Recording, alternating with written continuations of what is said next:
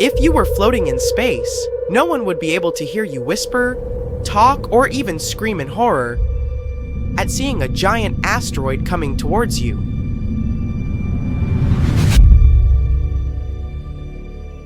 It's not only that you'd be far away from Earth, but sound needs space to travel through. Sounds are just vibrations of molecules and atoms in some medium, like water or air. Your body will pick up sound waves through the ear canal and to the eardrum. Vibrations we receive then transform into electrical signals so our brain can understand and recognize them. Frequencies of sounds humans can hear are between 20 to 20,000 hertz. Sound travels 4 times faster in water because molecules are closer together than in air. Naturally, it travels faster through steel than both water and air. The loudest natural sound on our planet is one made by an erupting volcano. Not 100% certain, but scientists believe the eruption of Krakatoa in 1883 was probably the loudest sound humankind ever had a chance to hear. It exploded with enormous force, destroyed its island, and released 20 million tons of sulfur into the atmosphere. People even heard it 3,000 miles away. It would be like someone producing a sound in New York, and people hearing it all the way in Ireland. Sound can take many forms, but humans are most familiar with it in the form of pressure waves that move through the air. Sound goes more slowly through heavy gases and colder air. It travels faster through lighter gases, for example, helium.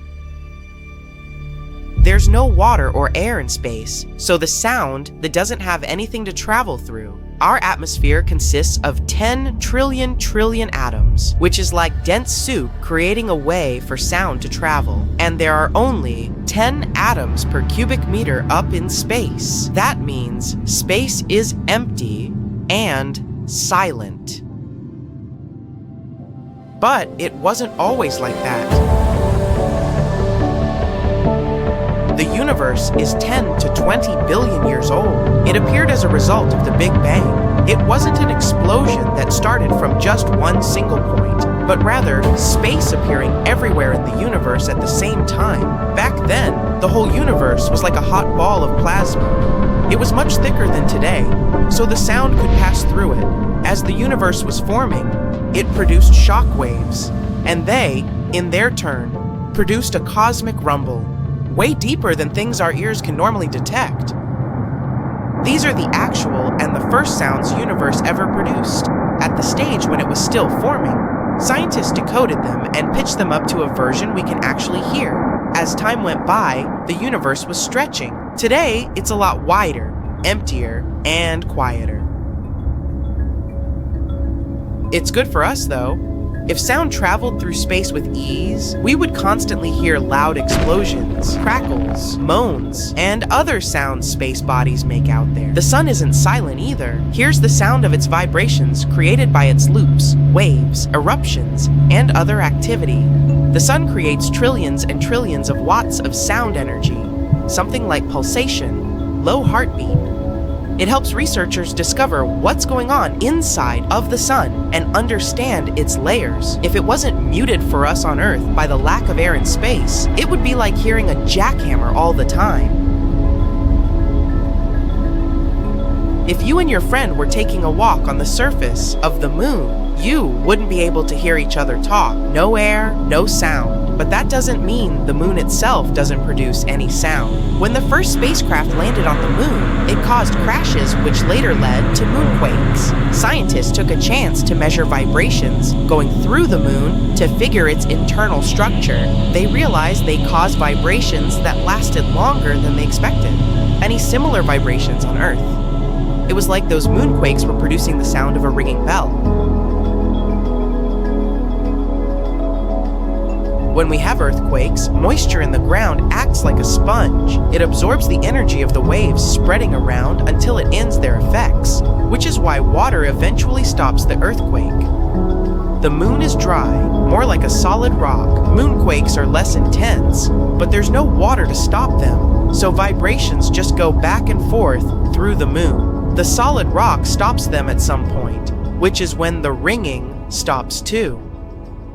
Let's see what happens with the sound on different planets. Neptune, Uranus, and Saturn are mostly made of helium and hydrogen. These gases are way lighter than the atmosphere on our planet, so your voice there would generally come out in a higher pitch. But each planet has its layers that make differences in sound.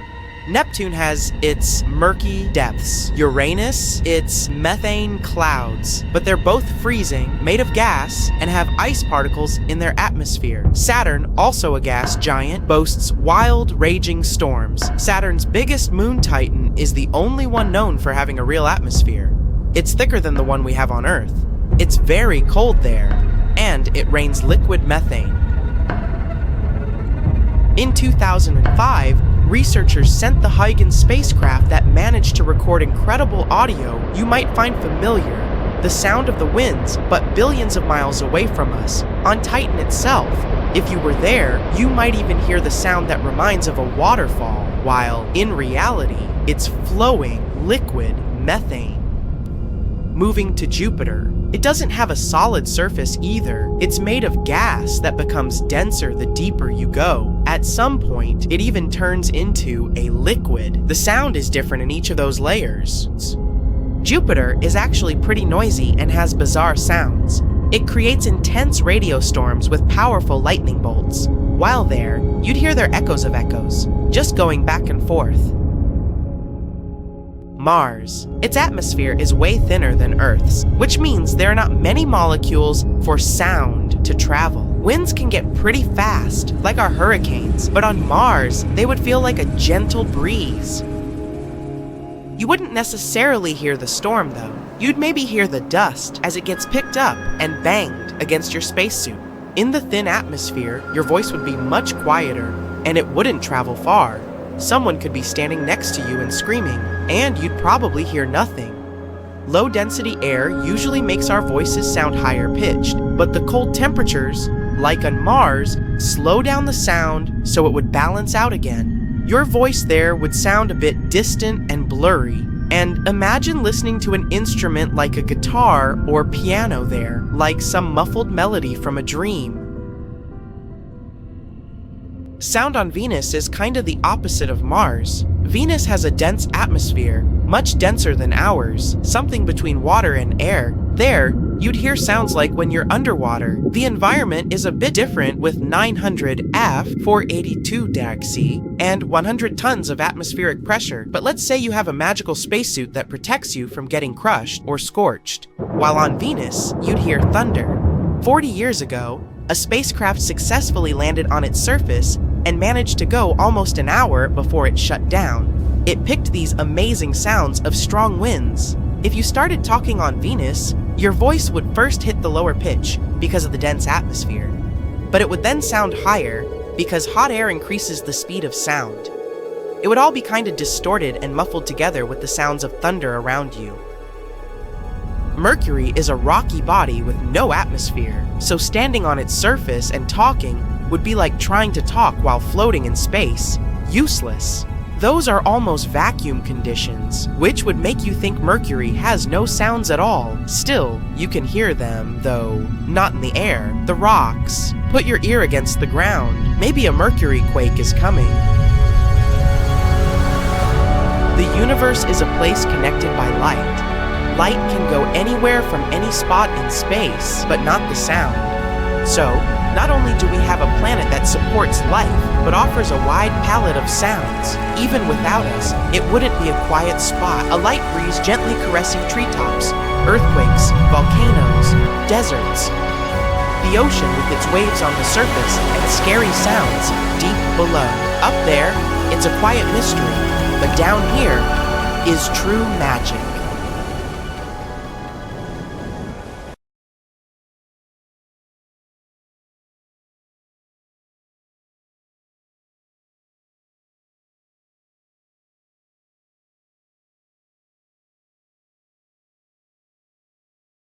Tired of waiting for colonization?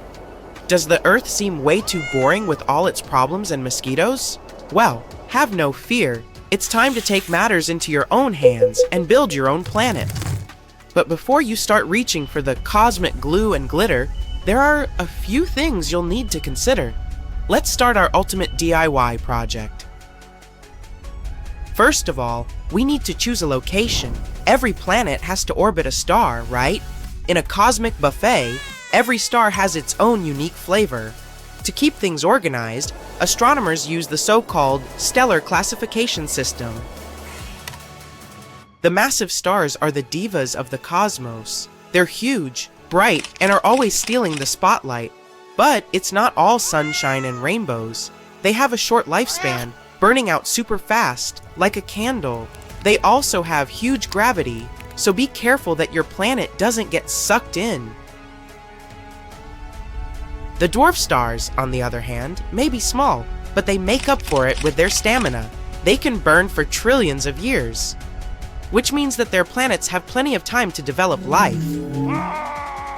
Super hot stars are blue or white ones, while the cold stars are usually red or orange. Yeah, seems like it should be the other way around, but we're not the ones making the rules. So what do we choose? Well, the planets around the blue and white stars could be scorched and fried, like a crispy chicken nugget. On the other hand, with cool red stars, our planet may turn into an ice ball. If that's your preference, then sure, but you can always pick a nice middle ground. A yellow star like our sun, for example. Not too cold, not too hot, but just right. Now that you've picked the star, let's start building the planet. The heart of the planet is its core. The core creates a magnetic field, an invisible force that protects a planet from harsh cosmic rays and charged particles. If it weren't for this field, the planet would be fried by the star's radiation, like a well-done burger. But the magnetic field isn't always a force for good. On some planets, like Jupiter, it's so strong that it creates super intense radiation belts and some crazy weather. If you were hoping to use a compass to find your way around on such a planet, forget it. The magnetic field would have the needles spinning like a breakdancer on caffeine. So, if you pick a small light core, the planet will have less protection from solar radiation, like tanning without sunscreen. On the other hand, larger cores can generate more heat, which can lead to more volcanic activity and earthquakes. The best option is a medium-sized core made mostly of iron and nickel. Enough to keep the bad things away, but not too strong to turn a planet into a cosmic hot potato. Once the heart is in place, we can move on to the next step. Planets are like onions. They have layers. Most planets have three main layers: the core, the crust, and the mantle. The core is the filling, as we've already discussed. The mantle is like a hot and gooey layer of caramel between the crust and the core. And the crust is like a thin layer of icing on a planetary cake, covering its surface. But not all planets are built the same way. Because of that, we have tons of options.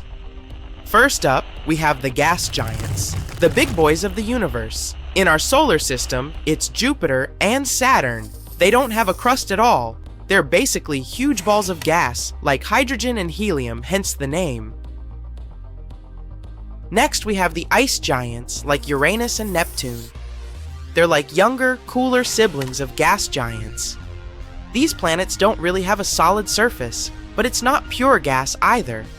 They're made mostly of water, ammonia, and methane ice. There are also ocean worlds, and no, they aren't made of pure water. They do have some kind of solid surface, but it's located so deep, and the ocean on their surface is so huge that it kinda does look like a giant water drop. Finally, we have terrestrial planets, like the Earth. They're made mostly of rock and metal. These planets have a surface to stand on, and usually come with a cool mineral collection. And let's not forget about the dwarf planets, the small but mighty. Pluto is probably the most famous one, but there are others in our solar system. Eris, Charis, Haumea, and so on. They're the scrappy underdogs of the planetary world, always trying to prove their worth, but never making it to full-fledged planets. Which type do you like the most? Gas giants are probably the coolest ones with their enormous sizes. crazy winds, and scary lightning. We also need to create an atmosphere. It's the outer layer of a planet that plays a huge role in its climate and weather. It's also the planet's ultimate protector. Did you know that 90–95% of meteors burn up in the Earth's atmosphere? Imagine what would happen if they didn't. Dense and hazy atmospheres, the ones you'll find on places like Venus, have thick layers of carbon dioxide and sulfuric acid. In other words, it's not a planet, but an oven. It's so hot that you could cook a pizza on its surface in no time, and get cooked yourself. Next, we have thin and wispy atmospheres, like on Mars. The thin layer of carbon dioxide makes its surface pressure about 1% that of Earth's. On planets like these, you could fly like a superhero if you had a good enough jetpack. Then we have mixed atmospheres, like the one on Earth. The layers of nitrogen, oxygen, and other gases create the perfect conditions for life as we know it. It's also where we get to enjoy sunny days, rainbows, and, of course, water. And last but not least, exotic atmospheres. You'll find them on planets like Neptune, where the layers of hydrogen, helium, and methane create a blue-colored world that looks like a giant marble. They're super weird and unusual, so just perfect for creative planet builders. Almost done! The final question is, would you like your planet to have life on it? In that case, there are some things you should consider. For example, it should be located in the habitable zone. This is the sweet spot around a star where conditions are just right for liquid water to exist on the surface. Make sure your planet isn't too close or too far from its star. And don't forget about the temperatures. For example, you'll want a good amount of oxygen for a planet to be nice and warm, but not too much that everything spontaneously combusts. Of course, we need some water, but not too much, and a stable climate. You don't want your planet to be going through extreme swings in temperature or moisture. That's a recipe for extinction, not evolution. Oh, and the orbit should be stable, so that there are no major astronomical events that could throw things off. As you can see, this type of planet is very picky. No wonder it's so hard to find extraterrestrial life. Anyway, now that we've finished messing around in the planet creation editor, how do we even build it? Well, how about terraforming? It's when we deliberately alter a planet's atmosphere, temperature, and other conditions to make it habitable for humans and other Earth-based life forms. For example, we could release greenhouse gases on Mars to warm up the planet and create a thicker atmosphere. But this method is more like polishing a monstrosity that was given to you by a character randomizer. What about building from scratch? That's something straight out of sci-fi. But maybe in the future, we could do that using large-scale 3D printing or nanotechnology. We could create the basic structure and then add all the necessary conditions for life to exist. Of course, all this is still purely theoretical. But while creating a planet artificially is still a long way off, there are many creative ideas and concepts being explored by scientists and sci-fi writers. Who knows what the future might hold for the possibility of creating new worlds?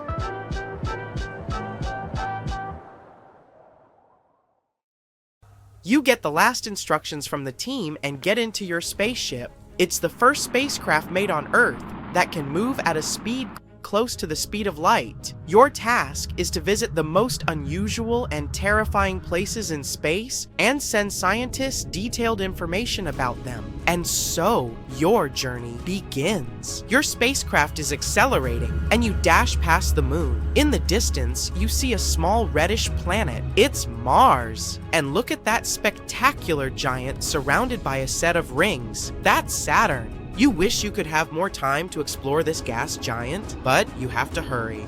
You pass by beautiful stars. Some of them are luminous, others have a reddish hue, and some seem to be dimming. That's Sirius, the brightest star in the night sky on Earth. It's about 8.6 light years away from us, but you're traveling fast, and soon you see Polaris, aka the North Star, which is way further. 431 light-years away. Sometimes, you manage to spot tiny dots circling these stars. Those are planets. And then, suddenly, you see nothing. At first, you're horrified. Has something gone wrong and you've accidentally entered a black hole? Has your equipment malfunctioned? Because it seems that at a distance of 700 million light-years away from Earth, there's a hole. A blank void with no galaxies, stars, planets, or asteroids. You can see nothing. The void is a roughly spherical region about 330 million light-years across. Our home Milky Way galaxy could fit there billions of times over. And then, it dawns on you. What you're looking at is the mysterious Bot's Void. It lies about 700 million light-years away from Earth. In the constellation of Botas, the herdsman driving the plow around the North Pole. At first, this void was called the Great Nothing, but later, it was given its current name. Now, we know that galaxies look like a giant web.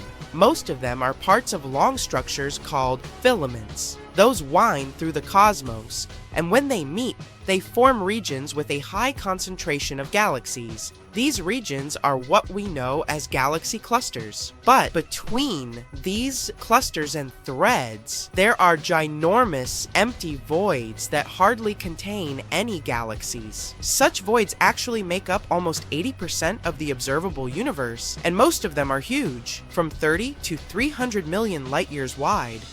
The Buddha's Void is one of the most massive ones. It has even earned the title of supervoid. Astronomers think it might be the result of a few smaller voids merging together. But what could have caused such giant empty areas to appear in the first place? The reason might lie in the origin of the universe. In its early days, all the matter in the universe was packed together quite tightly. Astronomers even think it was something like a uniform soup. But pretty soon, random quantum fluctuations started distributing this matter. Some areas became denser. As a result, their gravitational pull became stronger, and they began stealing matter from less dense regions. This made such areas even denser, and they kept attracting more and more matter. At the same time, smaller clumps of matter started drifting further away from the center, forming galaxies. After staring at nothingness for some time, you decide to explore other space objects and start the engine of your spacecraft again. There's one kind of space formation you've been looking forward to seeing: nebulas. Those are gigantic clouds of gas and dust. With time, gravity starts to pull these clumps of dust and gas together. They grow larger and larger, and their gravity gets more powerful. Sounds familiar, doesn't it? One day, this mass becomes so big that it collapses under its own gravity and forms new stars.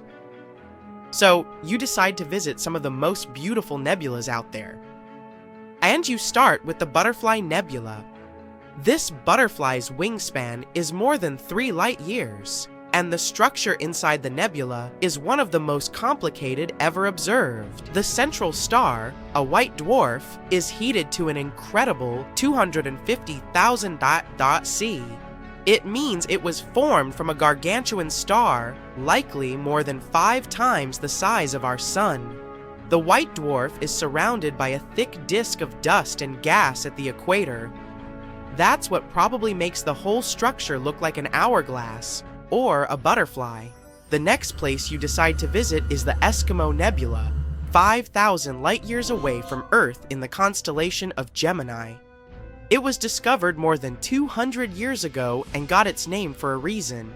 Its double shell formation looks like a person's face hidden in a padded hood of a winter jacket. But in reality, this parka is a disc of material with a ring of comet-shaped objects, and the tails of these objects stream away from the star at the center of the Eskimo Nebula. The bizarre orange streaks in the outer part of the cloud stretch light years away in all directions. As for the Eskimos' face, even though it resembles a ball of twine, in reality, it's a bubble of material blown into space by the wind of high-speed material produced by the central star. Your next destination is the Ring Nebula. At first sight, it's a giant cloud of dust and gas surrounding an old, almost extinguished star, which does look like a ring. But astronomers say the nebula isn't a bagel. It's a jelly-filled donut. The deep space colorful object, more than 2,000 light-years away from Earth, is actually a ring that wraps around a blue, ball-shaped structure. Each end of this structure sticks out of the ring's opposite sides. Now, you can head to a place called the Pillars of Creation. You find it more than 7,000 light-years away from Earth in the Eagle Nebula. That's a young cluster of stars, just 5.5 million years old, space babies.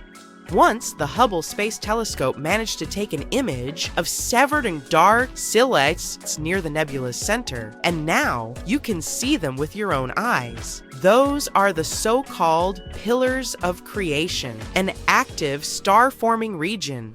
And since you've already visited a star-forming region, why don't you drop by a living fossil galaxy? For example, DGS-SAT I, it's as big as the Milky Way, but it's nearly invisible because its stars are spread out incredibly thinly. But what makes the galaxy so unique is that it's sitting all alone, unlike other galaxies of this kind, which are usually found in clusters. It can mean that DGS-SAT I was formed in a different era, probably a mere 1 billion years after the Big Bang. If it's true, the galaxy is a real living fossil. The next stop on your space sightseeing tour is the Black Widow pulsar. Just like its spider namesake, this rotating neutron star is munching on its partner, a lightweight brown dwarf star. The more material the pulsar consumes, the more slowly it spins. The energy the neutron star is losing in the process causes the companion star to dwindle. Oh, look at this! That's a stellar nursery in the constellation of Centaurus. But even though this place might be called nursery, it's anything but peaceful or safe. This region, made up of hydrogen and newborn stars, is located in a nebula in the constellation of Centaurus, around 6,500 light-years away from Earth. The intense energy these baby stars emit makes hydrogen clouds glow ominous red. This energy is so powerful that it's eating away dark clouds of dust, and they're disappearing like lumps of butter on a hot frying pan. You're continuing your journey when you see something absolutely amazing: a cloud of water floating in space. To be more precise, it's a cloud of water vapor surrounding a supermassive black hole, 12 billion light-years away from Earth. The cloud contains 140 trillion times the entire volume of water on our planet. Astronomers believe this water cloud appeared just 1.6 billion years later than the universe itself. Do you know how many continents there are on Earth? That's an easy one. 7. But wait a second, aren't Europe and Asia one large continent, Eurasia? It looks so when you look at the world map. Well, scientists think differently. They don't just look at bodies of land sticking out of the sea. Geoscientists study the types of rock that continents are made from. When you see the world from their perspective, the number of continents actually increases. Yes, they are not a myth. Lost continents exist. Or, at least they used to. They are hiding under other land masses. Peekaboo! Researchers have recently discovered one continent just like that. It is called Greater Adria. Sounds familiar? Yes, it has something to do with the Adriatic Sea, the Mediterranean. This lost continent is completely buried under Europe. It collided with Europe and started to sink under it a long time ago. Today, it lies beneath Italy, Greece, and the Baltics. Its size and even shape match that of Greenland, the world's largest island. But how did geoscientists find Greater Adria? It's no longer visible, but it left some clues. Parts of it were embedded in the Alps. Other chunks were incorporated into present-day Italy and Croatia. On the other side of the Adriatic Sea, limestone rocks from the former continent started to change once they were under the European landmass. Tremendous heat and pressure spread over tens of millions of years changed their structure. Out goes the limestone. In comes the marble. All the Greek and Roman temples you admired on your summer vacation were constructed using this marble. It was sort of a going-away gift from a long-lost continent. Greater Adria camouflaged itself well for thousands of years, but other lost continents were hiding in plain sight. Have you heard of Earth's 8th continent, Zealandia? Probably not, because it sits under the surface of the Pacific Ocean. 95% of Zealandia is now underwater. Can you guess where exactly? Its name is a good hint, under New Zealand. If you open Google Maps, you can see its outline. Look for a lighter shade of blue in the ocean. It should stretch from New Caledonia to New Zealand. This bump in the ocean floor used to be above sea level. It was about 2/3 of Australia and more than twice the landmass of Greater Adria in size. We can spot Zealandia today because it hasn't sunk too low, and that's the best way to discover other lost continents. Imagine the Earth without the oceans. The bottom of the sea isn't flat. There are mountains and trenches. You could put Mount Everest in the deepest of them, the Mariana Trench, and there would still be 2,133 meters between it and the sea level. This trench got so deep because of a geological process called subduction. The Pacific Plate got under the Philippine Plate. Earth's crust is made out of those plates that float in a sea of molten rock. Then they bump into each other. One goes down, while the other one rises. That's how Greater Adria ended up under the European continent. Our planet is constantly on the go. We don't notice this process because it happens deep beneath our feet. 120 million years ago, Australia and Antarctica were a single piece of land.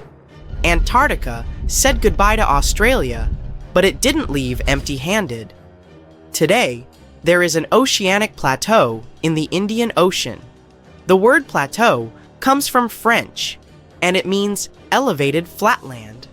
And the name of this land sounds like the title of a Hollywood movie, Broken Ridge. Long ago, it was connected to another lost continent, the Kerguelen microcontinent. Scientists believe that it made a land bridge between India and Antarctica. What was this land like? The answer possibly lies in a tiny archipelago in the southern Indian Ocean, Kerguelen Islands. These islands are all that is left of the ancient landmass. They have a cold climate. The islands feature glaciers because they are so close to Antarctica. But in the past, the climate must have been temperate with plenty of rainfall. The animals and plants would have been similar to those that we find in tropical regions today. The lost continent's landscape probably resembled that of New Zealand. While we are in the area, can you guess which continent the island state of Madagascar once belonged to? If you guessed Africa, sorry, you were wrong. Hey, don't feel bad. Look up and to the right on the map. The correct answer is India. Some 120 million years ago, I wasn't around then, India separated from the African continent and went northeast. Madagascar wasn't quick enough and ended up as an island off the southeast coast of Africa. Scientists found traces of the ancient landmass under the island of Mauritius. Today, it's a tourist hotspot, but millions of years ago, it was a real hotspot, volcanoes and all. That's how scientists were able to retrace the steppes of Mauritius. They found a mineral, zircon, that exists in rocks which lava spews out after an eruption. The long-lost land once covered the area from Mauritius to the west coast of India. Imagine if that land existed today. It would form a great mix of Indian and African cultures. Speaking of spicy, have you had Indonesian food recently? Just 50,000 years ago, Southeast Asia looked much different. There was no Sumatra, Borneo, Java, or even Australia. Just Sunda and Sahul, two continental masses that were divided by a deep water trench. You had the extension of mainland Southeast Asia on one side, Sunda, and the Greater Australia, Sahul, on the other. Biologists were among the first scientists to notice the split. Species developed differently on Sunda and Sahul. That's why Australia has unique animals such as the kangaroo, wombat, and platypus. And did you know that a giant kangaroo once roamed the island of New Guinea? That's because, up until the end of the last age, there was a land bridge to Australia. But it's quite shallow, less than 20 meters. It's a reminder that this was once a single landmass called Sahul. Another ocean strait that isn't too deep, Alberkats, 50 meters, separates Asia from North America. The Bering Strait sits today in the place of Beringia. This ancient landmass wasn't that big. It stretched 1,000 miles from north to south. That's just a third of the driving distance from Los Angeles to New York. Beringia was important for another reason. During the Ice Ages, it connected the whole world. Water levels then were 90 meters lower than they are today. If they went even lower, you could walk from the Cape of Good Hope in Africa all the way to Cape Horn in South America. Today, you can hop on an airplane and fly to pretty much any place on the globe. The world has never seemed smaller, has it? Well, it has. Some 300 to 200 million years ago, we were all one world, literally. Pangaea was a supercontinent that included all the continents. Its name is in Greek, and it simply means all Earth. But Pangaea started to crack up. The biggest gap formed between the Americas on the one side and Europe and Africa on the other. Seawater soon started pouring in, and that's how we got the Atlantic Ocean. This process is by no means over. While you are watching this video, North America is drifting further and further away from Europe at the rate of 2.5 centimeters per year. Doesn't seem much when compared to the average human lifespan, 70 years. But in the end, all the continents will reconnect with each other, forming a supercontinent, and it wouldn't be the first time in Earth's history that this happens. Honestly, I'm not going to wait around for that. These eerie objects are called quasars. They're some of the brightest and most powerful objects in the universe. They lurk in the depths of space, consuming entire galaxies with their insatiable hunger. Muhahaha. But what are quasars? Where do they come from? And most importantly, are they dangerous to us? Come on, let's find out. Picture a supermassive black hole, a cosmic monster so massive that it can swallow entire stars and bend the fabric of space and time. Usually there's such a black hole in the center of every galaxy. That includes our own Milky Way galaxy. Ours is named Sagittarius A star. Sounds like the name of a hipster coffee shop, but in reality, it's a terrifying celestial body, which is 4 million times heavier than our sun. You could even see it online. For the first time, we took a photo of this black hole in May 2022. But don't worry, even though it's supermassive, it's not going to swallow us up anytime soon. This black hole is relatively small, and it's too tiny to eat an entire galaxy, so it's more like a cosmic vacuum cleaner that sucks up stars or gas that get too close. But there are black holes in the centers of galaxies that are way heavier and more dangerous than ours. They can weigh millions or even billions of times more than our own sun. Now, imagine one of these monsters. Usually they're surrounded by a swirling, glowing disk of gas and dust, like water swirling down a drain. It's called an accretion disk, and it's where the magic of quasars happens. As material from the accretion disk falls towards the center, it heats up to millions of degrees, releasing vast amounts of energy in the form of radiation. And this radiation is what we observe as a quasar. So basically, the more material a black hole can consume from its surroundings, the brighter its quasar will be. This is what makes them so bright and powerful, shining like beacons in the night sky. And just imagine, some black holes can actually make entire galaxies their meal. Now, combine their ravenous appetite with some intense radiation, and you'll get a truly awe-inspiring display of cosmic power. No wonder we can see them even though they're some of the most distant objects in the universe.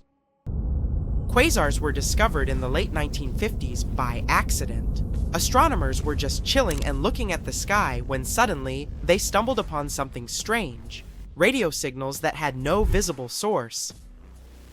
By 1960, hundreds of these strange objects had been found. Astronomers named them quasars, short for quasi-stellar radio source. These objects were small and far away, but their energy output was immense and difficult to explain. Some thought that these were new types of stars. Others even proposed wild things, like quasars being made of antimatter or being the end of a wormhole. But all these theories were discarded. A scientist named Martin Schmidt was the first one to get to the truth. However, many astronomers didn't believe him. Schmidt had to do a lot of extra work and gather lots of evidence to prove his theory. And finally, he prevailed. That's how we discovered quasars. Don't you love the scientific method? And since then, astronomers have been captivated by these objects. Why? Because they have some pretty eerie qualities. You could call them quasi-quasars. For example, they kind of defy the laws of physics. They emit jets of particles that travel at speeds close to the speed of light. These particles move so fast that they can even distort the very fabric of space and time. But sometimes they help us confirm the laws of physics.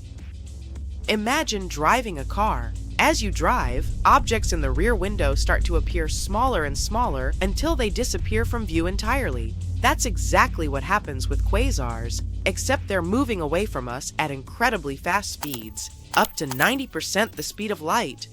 Wonder why they're trying so hard to sprint away from us. But in any case, this helps us confirm that the universe does expand for real. Another eerie thing about quasars is that they're incredibly old. Some even date back to the time when galaxies were forming, or to the birth of our universe.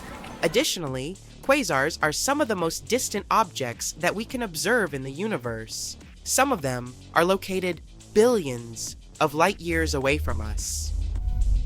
This means that when we observe a quasar, we're actually seeing light that was emitted billions of years ago, when the universe was much younger and different than it is today.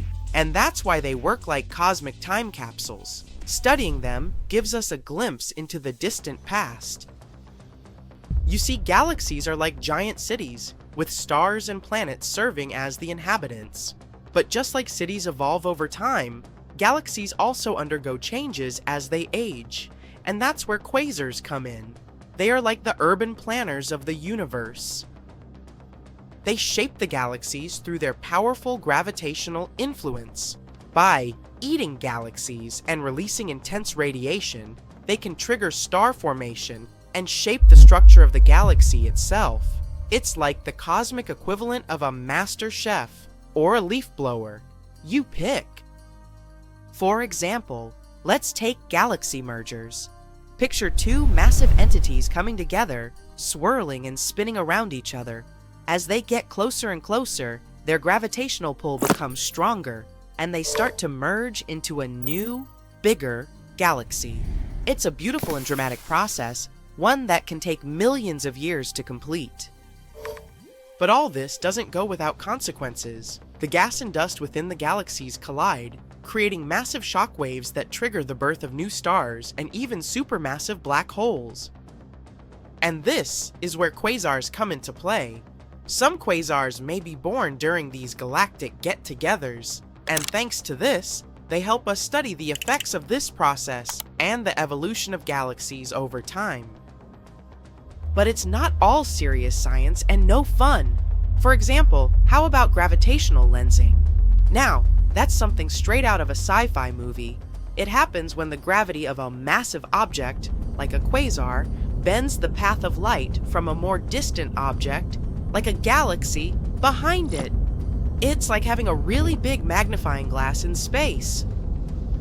When you combine a quasar with gravitational lensing, you get some seriously awesome cosmic eye candy. The result is kinda like a funhouse mirror, where objects appear warped and twisted in strange and mesmerizing ways. Oh, so that's what happened to me.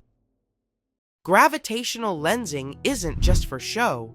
It's also a powerful tool for astronomers to study the distribution of dark matter and the structure of the universe. And that's not all. Some scientists have proposed that quasars could help us to build the map of the universe. They can work like giant neon road signs. Turn left at the quasar and you'll reach your destination. They're like lighthouses that help us navigate through space. By analyzing the light from different quasars, astronomers can determine the distances between them and create a 3D map of the universe. And the best part? Quasars are located throughout the entire universe. That's why this cosmic map can give us a comprehensive view of the universe on a scale that was previously unimaginable. Who knew that a giant galaxy eater could be so useful? Traveling to space costs a fortune, but there's a way to make it affordable. You step into an elevator, push the button, and voila, you're flying to the stars. All thanks to nanotubes. But then, something hits the elevator on the way. You're stuck inside, and you're now doomed to float in space forever. Now, if you want to travel to space, get ready to shell out around $55 million. But in the near future, you will probably be able to travel to space with just the push of a button without breaking the bank. Because space elevators might come into play. While the idea of galactic lifts seems like something out of a sci-fi movie, it is a real possibility that could revolutionize space travel. With an estimated cost of $8 billion, space elevators could be a one-time investment that would last us forever. Biting Whitejut's 3-second pause. NASA alone spends around $2.7 million on rocket fuel per minute. To launch a rocket, they need to pay up to $178 million. These costs could be significantly reduced with the use of elevators. Most super tall buildings on Earth have a massive foundation to help with their balance and weight. As you look up, they get thinner and thinner. Even the tallest building in the world, Burj Khalifa, is massive at the bottom and narrow at the top. If we wanted to construct something like a gigantic lift, we would need an enormous amount of concrete to build a foundation for it, which goes against the point of saving some cash. Now, get a string, tie a ball at the end of it, and start spinning it. The string in your hand will stay in one place, and the ball will revolve around your hand. This is called centrifugal force, and the elevator will work in the same way. The ball will be the base in space, and the rope will hang toward Earth. 3-second pause. The station where we would enter the elevator would be in the middle of the Atlantic Ocean, and the line would extend from there. For this to be possible, the line must be perfectly synchronized with Earth's rotation.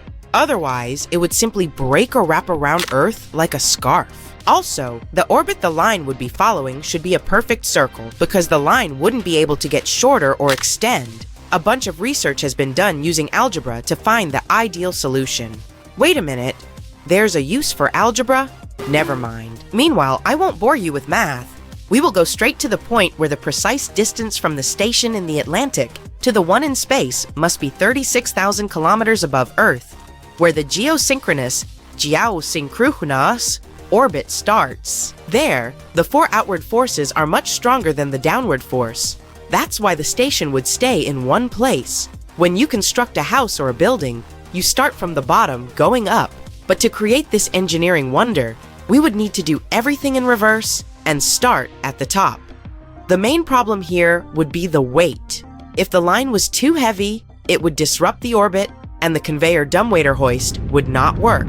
So, we'd need to balance the station in space to ensure it worked flawlessly. The 3-second pause. Steel is one of the most robust materials on Earth. The cable in every lift is made from steel, but when you need a 36,000 kilometers long cable, things can get tricky. Steel is hard to break, but it's cumbersome, and when you have to use a lot of it, problems start to arise. We use heavy steel a lot in construction, but we have lighter materials that might put less stress on the station and eliminate this problem. Also, the line would have to be tapered because, at the end point, there would be close to zero stress. But it would still have to be thicker than really needed due to a bunch of safety factors. At the start, the rope would be around 0.13 centimeters. After using some complicated math, we can figure out the thickness at the end, which is a number so long that I am unable to pronounce it. But, believe me, it's a big one, so steel is off the list. Another candidate is Kevlar, which is 5 times stronger than steel. And if we added such materials as carbon and titanium into the mix, the strength would increase tenfold. The line would have a diameter of around 80 and 170 meters. This is drastically smaller than the diameter of the steel cable could be. The bad news is that doing this is too pricey. So, if we don't find the ideal medium to build the cable, the idea of the space elevator will be just a massive waste of time. Des 4, 3-second pause. If only we had some magical light material with a power of 60 gigapascals, which would also have a taper ratio of 1.6. Oh wait, we do actually have this unique material. It is called carbon nanotube. It has a strength of 130 gigapascals, which is much more than we need. Nanotubes are made out of carbon and are 100,000 times thinner than human hair. This material is solid and has good conductive power, which is possible thanks to its unique atomic structure. We use this product in many things, from batteries to optics. And it can be modified entirely and adapted for more uses. 5 3-second pause. Bradley Edwards is the guy responsible for this crazy idea. NASA was looking for new innovations, and they said, don't do anything too crazy and start building a space hoist. I guess Bradley took this as a challenge and started working on the elevator. Edwards wrote a paper about a galactic conveyor. When he published it, he expected many people to find flaws in his work, but surprisingly, nobody did. His work was spot on. He came up with the idea of strapping a nanotube line to a rocket and launching it into space. The other end of the rope would fall onto Earth, and robots would use this rope to climb up and make it longer so that we could start building an elevator space station. After this, the elevator could start transporting everything, from solar panels to tourists. Space tourism could be totally possible.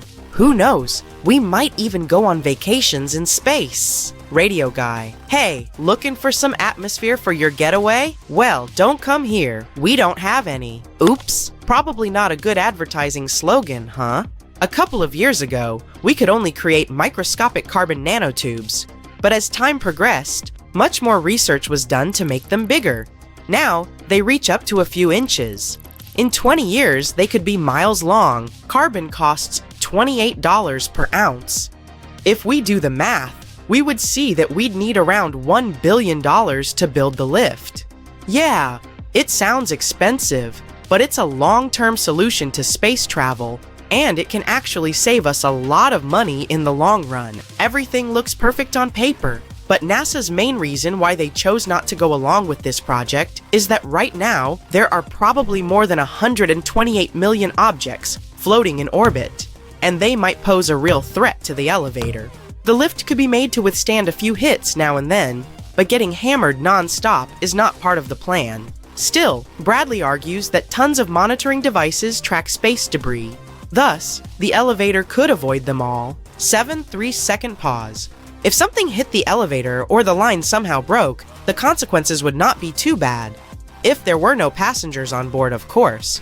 If the line got cut, the elevator would simply float away into space, posing no threat to people on Earth. In Japan, engineers are trying to build a space elevator. The lift could be used for space mining too. We could easily cover the cost of the entire elevator by collecting asteroids because some of them are made of expensive metals. We could mine them and quickly bring them back to Earth.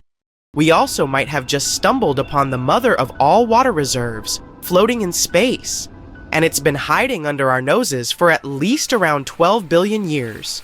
As for its size, it's hard even to imagine. 140 trillion times larger than all the oceans on our home planet combined. This cosmic water world is orbiting around a large black hole known as a quasar, located 12 billion light-years away. Quasars feature supermassive black holes, spewing out colossal quantities of radiation.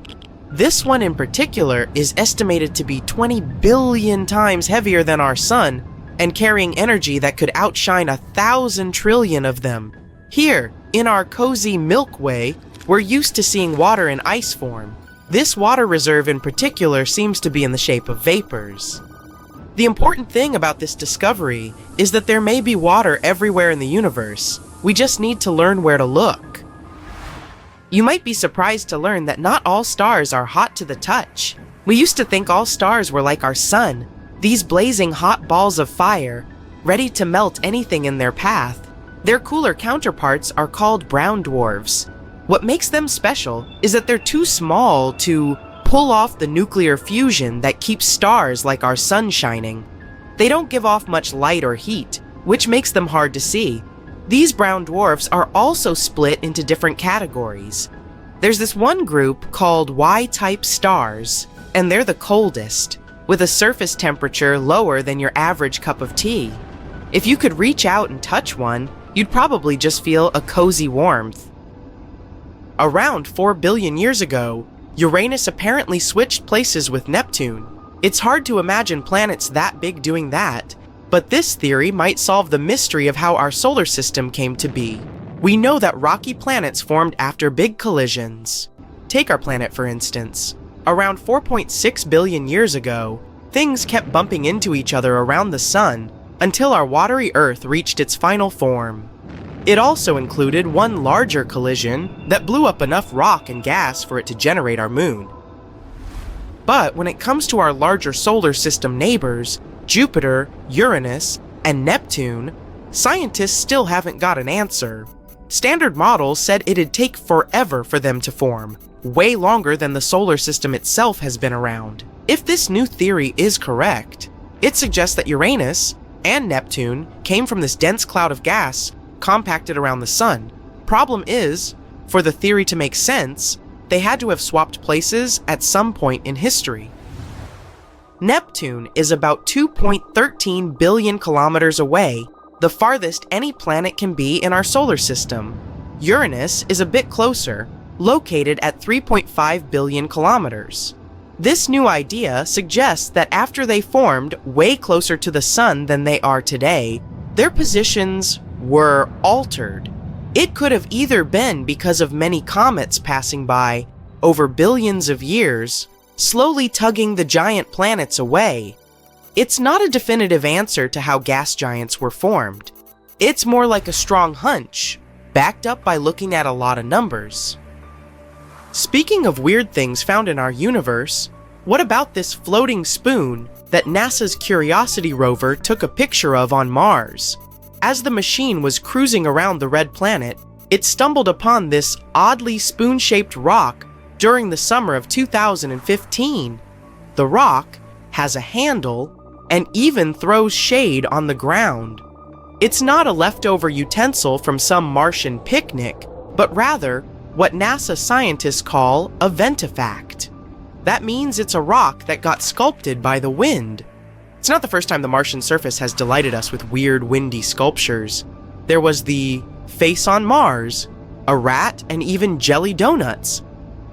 It's also possible that diamonds are raining down on over 1,900 exoplanets out there in space. Scientists found out that you don't need particularly hot temperatures for carbon to turn into diamonds, like it was previously believed.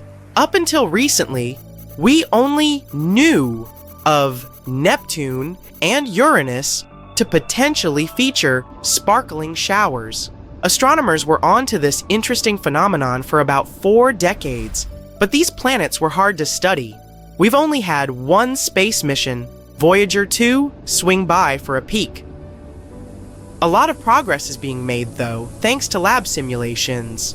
Neptune and Uranus are called the ice giants because their outer layers are filled with hydrogen, helium, water, and ammonia, what scientists call ice. And that gorgeous blue hue they have is due to the methane in their atmospheres.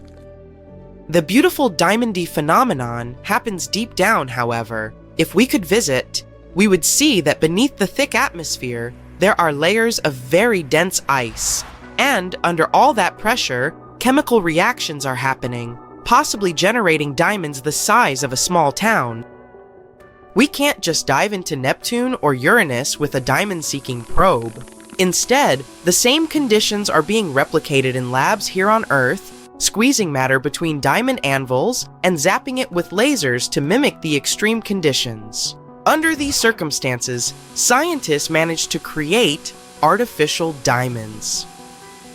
Understanding how these rocks form down there could also explain why Neptune is hotter than it should be and why it's got such intense storms. These diamonds might also be the key to unlocking the mystery of Uranus and Neptune's weird magnetic fields. If we compare it to our planets, it doesn't behave the same way.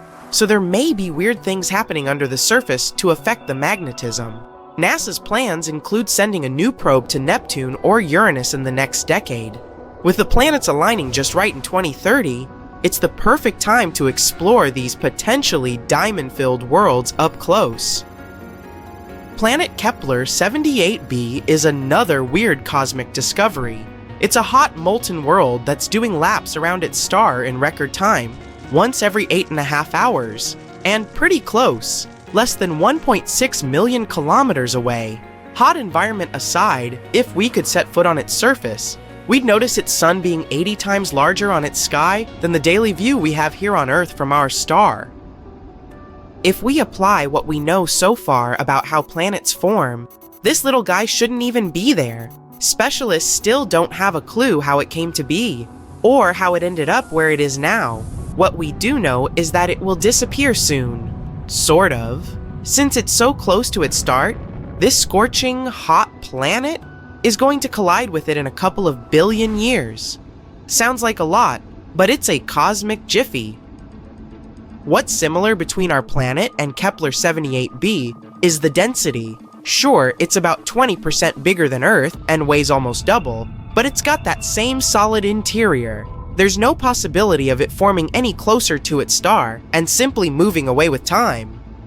It also couldn't have been born much further away and migrated in. Any movements inward would have been unstoppable, and it would have also collided with the star. This may not be a particularly groundbreaking discovery, but chances are you've never thought of it. There may be space dust in your hair right now. Every day, loads of outer space matter comes raining down on Earth. Sometimes we get flashy objects, like when a meteor turns into a meteorite by crashing down to the ground. But most of the time, it's quieter. This cosmic material drifts down through the atmosphere, landing softly as what we call space dust. It may not sound like much, but it does add up to around 14 tons every single day. This space dust contains tiny fragments of rock and metal, broken off from asteroids and comets during big collisions. These particles are very small. You can't see them without special tools, but every time you step outside, some of it might land in your hair. No one will hear your cry in space, or something like that. We've all heard this famous chilling phrase, and it's actually true. Space for the most part consists of a giant nothingness. There's a lot of, space in space. But this doesn't mean that there are no sounds in space. In fact, there are plenty of them, and some of them can even make you shiver. Let's take a look at the scariest space sounds. First of all, how are cosmic sounds even recorded? Sound is just the vibration of molecules. When you scream, you make the molecules push each other furiously until they reach the ear of the person you're yelling at. Then these vibrations get transmitted to the brain, and we recognize them as something that you might need to apologize for. In other words, to hear something, we need molecules, and that's where things get complicated. There aren't any of them in space. The entire universe almost completely consists of vacuum. No, not a Hoover. Absolute nothingness. However, the wizards from NASA still record space sounds somehow. How do they do it? The thing is, there are some types of waves that don't care about molecules. We, regular folk, can't perceive them without some special devices. These waves include, for example, radio waves. We'll need a radio or something like that to recognize them. And that's exactly what NASA's satellites do. They catch random radio waves. Thanks to their heroism, we can find out how different cosmic bodies sound. These satellites record a variety of waves, fluctuations of plasmas, magnetic fields, and other stuff. And then scientists from NASA transform all this into normal soundtracks. And some of them sound quite frightening, to put it mildly. Let's take our magnetic field, for example. It surrounds our planet like an invisible shield, protecting us from all sorts of nastiness, like radiation or solar winds. At the same time, we can neither see it, nor feel it, nor hear. Oops! The last one is outdated. Scientists from the Technical University of Denmark took magnetic waves recorded by the ESA Swarm satellite. They converted them into an audio track and got a pretty creepy result. Insert sound. To be honest, it sounds more like an eerie entity stalking you in the middle of the night. And if you remember the maps of the Earth's magnetic field, it starts to feel like a spider crawling nearby. Brr. And this isn't the first strange sound that we caught on Earth. Recently, we caught another weird radio emission from space. Scientists found out that the repeating signal came from somewhere very far away, like billions of light years away from us. Such fast radio bursts usually lasted no longer than a few milliseconds, but this one was unique. It lasted about 3 seconds, basically thousands of times longer than usual. And at the same time, the signal was very precise. So much so that scientists even compared it to a heartbeat. Scientists believe that this signal is caused by pulsars or neutron stars. One time, Nikola Tesla caught something similar, but unfortunately, at that time we didn't know about such things as pulsars. So Tesla was sure that he had caught a message from some extraterrestrial life. It's a pity that the truth turned out to be much more boring. But let's move on from the Earth to the Moon. In 1969, the astronauts of the Apollo 10 mission, the spacecraft that made the final test flight to the Moon, flew past its surface, and then they caught some strange signals coming from the dark side of the Moon. The side that we never see because the Moon is tidally locked to us. The sound was so weird that the astronauts weren't even sure whether to report it to NASA. They were afraid that they wouldn't be taken seriously, and maybe even not allowed to participate in the next space missions. Here's what it sounded like. But according to NASA, it's not some creepy extraterrestrial music at all. These may be just some radio waves that affected each other because of their proximity. Although the astronauts who heard it for the first time probably felt a little creeped out. Let's move to the other planets. 40 years ago, scientists actively explored the surface of Venus. They sent as many as 10 probes there, which were supposed to capture audio and video shooting from the surface. Now we know what Venus, which could easily destroy us at any attempt to even get close to it, sounds like. Horrifying, and you wouldn't expect anything else from the most dangerous planet in the solar system. Unfortunately, Venus is even more toxic than the average Twitter user, so these probes didn't last too long.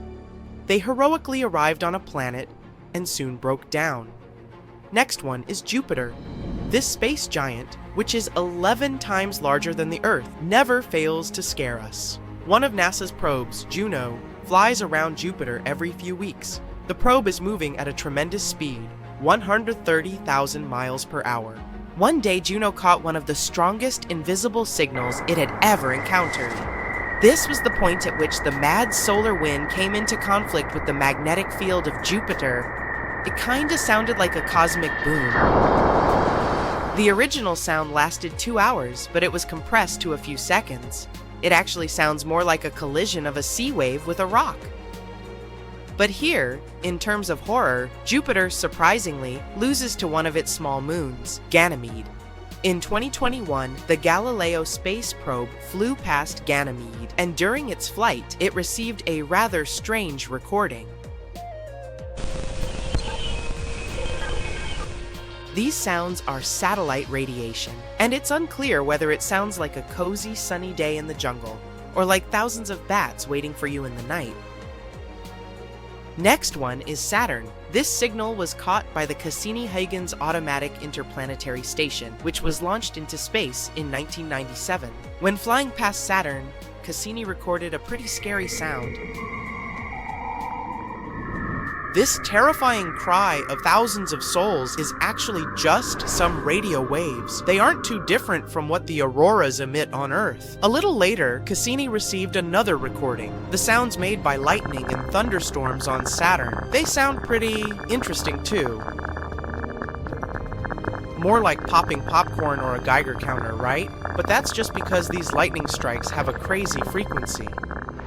Moving on from the solar system to outer space, the famous Voyager 1 was launched back in 1977 and continues to send us data even 40 years after its launch. In 2012, it left the solar system and entered interstellar space. And then, while abandoning its home, Voyager 1 detected the sound of plasma waves. The original recording lasted 7 months. But fortunately, scientists felt sorry for us and reduced it to 12 seconds. It isn't really eerie, but is still kind of unsettling. And although it feels like nothing can beat Saturn's horrors, let's end this tournament with one of the scariest objects in the universe, a black hole. This sound was recorded by the Chandra Space Telescope. While studying a cluster of galaxies in the constellation Perseus, they discovered something strange. Some undulating movements appear from the center of the cluster. They spread out in all directions, like circles on the water. Scientists have suggested that this was caused by a supermassive black hole. The thing is, black holes don't always devour space objects entirely. Sometimes they kind of spit them out. This causes vibrations of gases, which we can convert into soundtracks. What's interesting is that the oscillation of each such wave actually lasts about 10 million years. You're just listening to a very accelerated recording. Scientists have reduced the delay between oscillations by about 144 quadrillion times. So let's check it out. Insert sound. This is probably the eeriest sound from the whole list. Nothing too loud or wild, but there's something dark and disturbing about it. Those were the scariest space sounds captured by NASA. To be fair, most of them sound creepy simply because they're radio waves, but it's still fun to get spooked sometimes. In a star system far, far away, to be more precise, 2,600 light-years away, there is an exoplanet called Kepler 1658b. It's a gas giant that resembles our Jupiter. But what differentiates it from Jupiter is that this poor planet is doomed. It's spiraling toward its parent star, which will eventually end in a fiery collision. But the most interesting thing, astronomers would have remained totally ignorant of this fact if not for a tiny clue. It was a really minuscule change in the planet's orbit. It wouldn't have been noticed if astronomers hadn't compared more than a decade of data received by different telescopes. More precisely, scientists have been watching the exo-Jupiter pass between our planet and its parent star once every 2 weeks for the last 13 years. And they've noticed that the orbit of the planet is getting smaller and smaller. Every year, Kepler 1658b needs 131 milliseconds less to complete a lap around its star. If this tendency continues, the planet is bound to collide with its star in 2.5 million years. Even before this discovery, computer models predicted that some planets could meet their end by crashing into their stars. But this is the first time when astronomers have some real proof of such an outcome by measuring almost imperceptible changes in a planet's orbit. They now know for sure what happens when a planet is going to crash into its star, even though we probably won't be around to witness it. But let me tell you a bit more about the doomed planet. It was discovered by NASA's now retired Kepler Space Telescope. It was launched in 2009, and its mission was to find planets orbiting other stars, aka exoplanets. And the very first exoplanet the telescope spotted was the very gas giant we've been talking about. But it took astronomers about a decade to confirm that this space object was indeed an exoplanet. This world is like a denser version of Jupiter. I mean, take 6 Jupiters worth of material, roll it into a ball about 1.1 times as wide, and voila. The planet is tidally locked to its parent star, which means that it makes one complete turn every time it finishes a lap around the star. As a result, the same side of the gas giant is always facing the star. It's the same as what happens to the moon. Our natural satellite is tidally locked to Earth. That's why we only see half of its surface. Now, what is making the exo-Jupiter fall into its star? The same process that is pushing the moon away from Earth. When a moon orbits a planet, or a planet orbits a star, their gravity forces interact and tug on the other's mass. That's what causes tides on Earth. This tugging releases some energy. It can make an object speed up and slow down. In the first case, a space body will move higher. In the second, it will start moving lower. And this is exactly what's happening to the gas giant. Its parent star is 1.5 times the mass of the Sun, so no wonder its tidal forces are gradually slowing down the planet's movement, making it fall inward. This all sounds kind of tragic, but this potential collision is by far not the weirdest thing happening in space. Let's look at some others. For example, Betelgeuse, a red giant in the Orion constellation, started to dim in 2019. This confused astronomers. By that time, the star had already swollen to enormous proportions. If it was to replace our Sun, its outer surface would spread far beyond Jupiter's orbit. And then Betelgeuse became dimmer in the fall of 2019. This process continued through February 2020. The changes could be seen with the unaided eye. No wonder the star's brightness had dipped by 2/3. At that time, astronomers were sure Betelgeuse was about to explode into a supernova. They continued to observe the star, but unexpectedly, it returned to its regular brightness. Thanks to the Hubble Space Telescope, scientists figured out that the star had ejected some of its material, and this partially blocked its light. How about cotton candy exoplanets? Those are particular planets outside of our solar system, also called superpuffs. They have the lowest density ever discovered. This gives them an airy, fluffy appearance. But despite looking like the most popular amusement park treat, such planets are enormous. Come to think of it, scientists often discover strange things in space. Some of them look like blurry blobs. But there's one type of these blobs that doesn't look like any other known space body. The odd radio circles are only visible in radio telescopes. They might be the remains of supernovae, but some astronomers go as far as to claim they might be the throats of wormholes. Those are hypothetical tunnels between two very distant points in space. The Juno mission noticed something weird in the upper atmosphere of Jupiter. The unusual phenomenon was blue sprites and elves twirling above the planet's surface. These are two kinds of bright flashes of light that appear for short periods of time, mere milliseconds. They extend up and down toward the surface of the planet. On Earth, such flashes usually happen at the height of 60 miles above massive thunderstorms. Rogue planets don't orbit their stars. Maybe because they don't have any. These free-floating space bodies travel across the universe and can end up literally anywhere. They're also pretty hard to find. Rogue planets produce only weak emissions. But not so long ago, astronomers spotted the smallest rogue planet in the Milky Way. It's smaller than Earth, but a bit bigger than Mars. Fast radio bursts are blindingly bright bursts of radio waves. They pack as much energy as our Sun produces in days, but last mere milliseconds. Most of these fast radio bursts come from far, far beyond the Milky Way. But recently, astronomers have detected some originating in our home galaxy, and their source is a magnetar just 30,000 light-years away from our planet. If it does exist, nuclear pasta is the strongest material in the entire universe. Formed from the leftovers of extinguished stars, this substance gets squeezed into spaghetti-like tangles of material. It can break, but only if you apply 10 billion times the pressure needed to shatter steel. Not so long ago, scientists discovered that one of the most massive stars in the neighborhood had just disappeared. It was a star 75 million light-years away from Earth. Normally, it'd be too far away for astronomers to clearly see individual stars, but only unless they're huge. And the star we're talking about was enormous. It was shining 2.5 million times brighter than the Sun. For the last time, astronomers saw the star in 2011. They decided to examine it more closely several years later, but it was already too late. The star had vanished. Such massive stars usually go out in extremely bright supernovae, but astronomers noticed nothing like that in this case. There's a theory that the star collapsed into a black hole without triggering a supernova first. It does occur among stars approaching the end of their lives, but very, very rarely. There are black holes, and there might be many black holes, even though their existence hasn't been proven yet.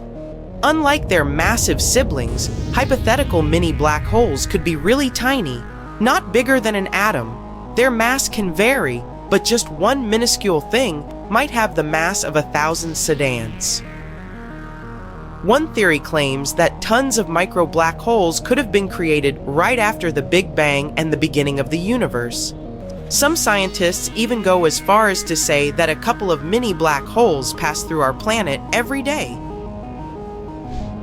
More than 7,000 light-years away from Earth, there is the Eagle Nebula, a young cluster of stars just 5.5 million years old. The Hubble Space Telescope managed to take an image of several dark silhouettes near the nebula's center. Those are the so-called pillars of creation, an active star-forming region. Look, how cool is that?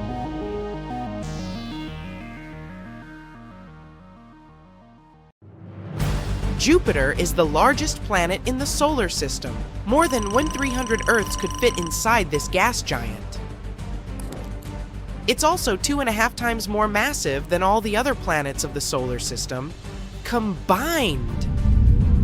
But if you think this is mind-boggling, I've got some great news for you.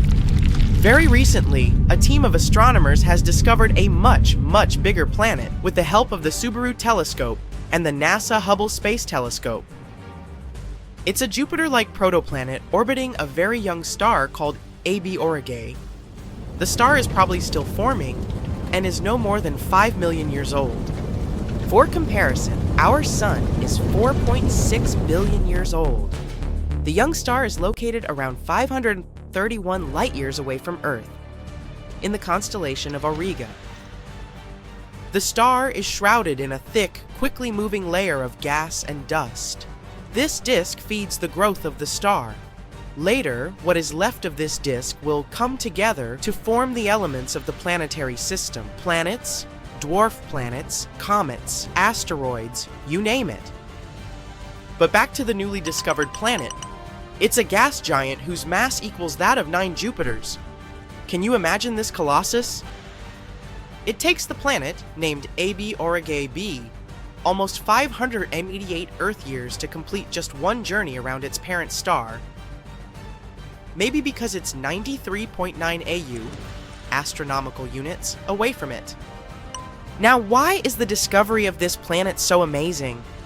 Because according to astronomers, it's been forming in a very bizarre way. Or should I say, eyes forming, since this gas giant is still in the process. Anyway, the unusual thing is that AB Aurigae b is coming together as a result of a top-down gravitational collapse of giant clouds of gas. But scientists say that a much more common model of planetary formation is when dust and rocks gradually accumulate around some kind of core. This proves the idea that there are numerous ways for planets to form. It can also mean that there probably are very diverse planetary systems in our home Milky Way galaxy. But AB Aurigae b isn't the largest exoplanet ever discovered. In 2005, astronomers spotted a mysterious space body. Later, they called it GQ Loopy b. The thing was orbiting a young star at a distance 2.5 times greater than that between the Sun and Pluto. Scientists came to the conclusion that the object was either a planet or a brown dwarf, which is basically a tiny star. If astronomers decide that GQ Loopy b is a planet, it will be the largest ever found, with a radius that is 3.5 times that of Jupiter. The biggest star we know about is called UY Scuti. This hypergiant has a radius that is about 1,700 times greater than that of the Sun. If you somehow manage to place UY Scuti in the center of the solar system, its edges would stretch far beyond Jupiter's orbit. As for the dust and gas streaming from the star, all this would extend beyond the orbit of Pluto. That's 400 times the Sun-Earth distance. A black hole is a spot in space where the pull of gravity is so strong that even light can't escape it. But why is gravity so powerful there? Because matter is squeezed into a teeny tiny space. Supermassive black holes, which can be many millions of times the mass of the Sun, tend to lurk in the centers of galaxies. The most massive black hole astronomers have discovered so far is TON 618. Its mass is equal to that of 66 billion suns. It was the year 2010 when, with the help of the Fermi telescope, astronomers spotted ginormous something entering the Milky Way. Their discovery looked like massive blobs of matter that could only be observed in particular wavelengths of light. They were also about 25,000 light-years tall. Scientists think that the blobs, called Fermi bubbles, could be produced by our galaxy's central black hole. Space seems to be extremely deserted, but some places are even emptier than the rest, like Supervoid in Eridanus. Astronomers noticed this huge region of empty space in 2004. The area stretches 1.8 billion light-years across. It's mysteriously devoid of gas, dust, stars, and even dark matter. A nebula is a massive cloud of gas and dust floating in space. Some nebulae form when a star is nearing the end of its life and throws out loads of gas and dust. Others appear in regions where new stars are forming. The largest nebula we know about is the Tarantula Nebula. In its longest span, it measures over 1,800 light-years. This nebula, also known as 30 Doradus, is located around 170,000 light-years away from Earth. Unlike its namesake, the tarantula isn't dangerous. Quite the opposite. It's a stellar nursery, which means it's a region where tons of young stars are born. Even cooler, it's the most active star-forming area in our entire galactic neighborhood. In 2021, the biggest ever comet we know about entered our solar system. It was 85 miles across, and its icy nucleus was 50 times greater than the nucleus of the previous record breaker. The intruder's mass was a whopping 100,000 times bigger than that of an average comet. In fact, C 2014 UN 271 Bernardinelli Bernstein was so large that astronomers first classified it as a minor planet. Is it going to crash into Earth? Nah, it won't get closer than 1 billion miles to our beautiful green planet, and it won't happen until 2031. But could there be comets even bigger than that? Who knows? But the thought is terrifying. There are loads of bizarre things in the universe, and hypothetical nuclear pasta is one of them. If it does exist, nuclear pasta is the strongest material in the entire universe. It forms from the leftovers of extinguished stars when this substance gets squeezed into spaghetti-like tangles of material. It can theoretically break, but only if you apply 10 billion times the pressure needed to shatter steel. Pulsars are spherical space objects the size of a large city, but they pack more mass than the entire sun. They radiate 2 narrow beams of lights, sending them in opposite directions. The Black Widow pulsar, just like its spider namesake, is munching on its partner. It's a lightweight brown dwarf star. The more material the pulsar consumes, the more slowly it spins. The energy the neutron star is losing in the process causes its companion star to dwindle. Haumea is a dwarf planet orbiting in the Kuiper Belt, a donut-shaped ring of objects around the Sun that extends just beyond the orbit of Neptune. The mini-planet has a bizarre elongated shape and 2 moons. The day on this planet lasts just 4 hours, which makes it the fastest spinning large object in the solar system. But the most mysterious thing about Haumea is that the planet has a thin 40-mile wide ring circling it. What is it? Where did it come from? No one knows. Could be the result of a collision that happened in the distant past. The 18th brightest star in the night sky, Fomalhaut, is a terrifying sight. It's dubbed the Eye of Sauron because of a ring of dust and debris circling it. It makes the star look like a giant eye staring into your soul. The intimidating star is more than twice the mass of the Sun. It's 25 light-years away from Earth, which isn't that far away, considering distances in space. Look at this butterfly. Its wingspan is more than 3 light-years. And the structure inside this nebula is one of the most complicated ever observed. The nebula's central star, a white dwarf, is heated to an incredible 450,000 EJ/F. It means it was formed from another gargantuan star more than 5 times the size of the Sun. The white dwarf is surrounded by a thick disk of dust and gas at the equator. That's what probably makes the whole structure look like an hourglass, or a butterfly.